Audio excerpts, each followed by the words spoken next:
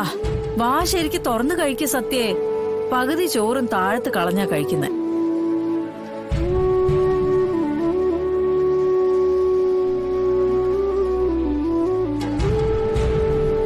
ദാ കണ്ടോ, ഇങ്ങനെ വേണം കഴിക്കാൻ.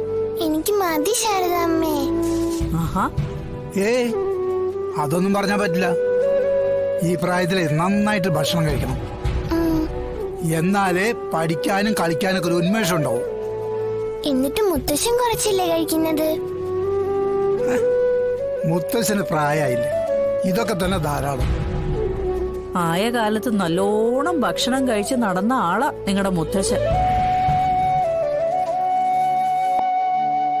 അക്കാര്യത്തിൽ ഒരാളെ നോക്കിയതുമില്ല, സ്വന്തം കാര്യം സിന്ദാബാദ്.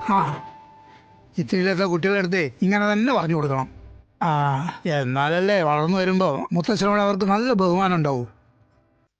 പറഞ്ഞോട്. അനു, രാമേട്ടൻ 2 മാസത്തെ ലീവിന് മകളുടെ അടുത്തേക്ക് പോവാണെന്നാ പറയുന്നത്. ഇതിപ്പോ ലീവിന് അപേക്ഷ കൊടുക്കട്ടെ എന്നാ ചോദിക്കുന്നത്. അതെ മാഡം, മകളുടെ എന്തോ ഓപ്പറേഷനായിട്ട് ബന്ധപ്പെട്ട് പോകുന്നതാ. അപ്പൊ പിന്നെ നമുക്ക് പുതിയൊരാളെ വേണ്ടേ? അത് കരാറടിസ്ഥാനത്തിലാണ് എടുക്കുന്നത്. അതിനിപ്പോ മിക്കവാറും തലക്കെടി നടന്നിട്ടുണ്ടാവും. ഇങ്ങനെയാലും നമുക്ക് തലവേദന ഉണ്ടാക്കാത്ത ഒരാളെ കിട്ടിയാൽ മതിയായിരുന്നു. അല്ലെങ്കിൽ തന്നെ ഇവിടെ 100 കൂട്ടം പ്രശ്നങ്ങളാ. എന്തായാലും 2 മാസത്തെ കാര്യമല്ലേ ഉള്ളൂ. അതിനുള്ളിൽ രാമേട്ടൻ തിരിച്ചു വരികയും ചെയ്യും. ഇനി വരുന്നവൻ നമുക്ക് സ്വീകാര്യനല്ലെങ്കിൽ മറ്റൊരുത്തൻ. ഡെയിലി വേജസ് ആയതുകൊണ്ട് വരുന്ന ആളുമായിട്ട് ഇവിടെ ആർക്ക് കമ്മിറ്റ്മെന്റ്സ് ഒന്നും ഇല്ലല്ലോ.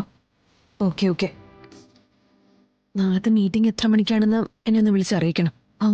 മെന്റൽ ഹോസ്പിറ്റലിൽ വെച്ച് പറഞ്ഞിരുന്നതല്ലേ, അത് രാവിലെ തന്നെ വിളിച്ചു പറയാം. ശരി, പറഞ്ഞതുപോലെ കാര്യങ്ങളെല്ലാം ഒന്ന് പ്ലാൻ ചെയ്തിട്ട് എന്നെ അറിയിക്കേ. ശരി മാഡം. എന്താ മോളെ? അതത്ര കാര്യപ്പെട്ട കാര്യമൊന്നുമല്ല. രാമേട്ടന് ലീവ് വേണമെന്ന്. ശാരദേ, നോക്ക് ചോറ് കൊടുത്ത്. നീ ഇരിക്കേ, ഞാൻ പിന്നെ കഴിച്ചോളാം അമ്മേ. എന്താ രണ്ടുപേരും ഇങ്ങനെ ഇരിക്കുന്ന? കഴിക്ക്. ഇതുങ്ങള് രണ്ടും വെറുതെ ഇരിക്കുക. ദേ സത്യാണെങ്കിൽ ഒന്നും കഴിക്കുന്നില്ല.